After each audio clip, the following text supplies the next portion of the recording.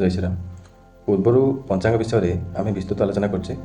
ପଞ୍ଚାଙ୍ଗରେ ଆସୁଥିବା 5ଟି ଅଙ୍ଗ ଯେପରି ବାର, ତିଥି, ନକ୍ଷତ୍ର, ଯୋଗ ଏବଂ କରଣ।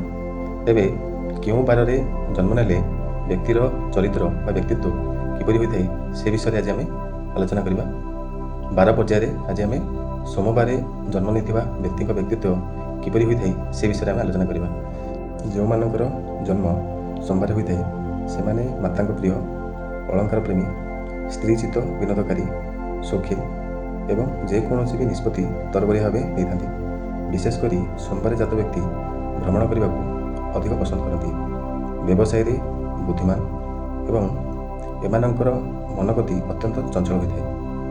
ଯେଉଁମାନଙ୍କର ଜନ୍ମ ସୋମବାର ହୋଇଥାଏ ଯଦି ସେମାନେ ଭଗବାନ ଶିବଙ୍କର ପୂଜା ଉପାସନା ଆଦି କରନ୍ତି ତେବେ ସେମାନଙ୍କର ଭାଗ୍ୟୋନ୍ନତି ଶୀଘ୍ର ହୋଇଥାଏ। ଜୟ ଜଗନ୍ନାଥ।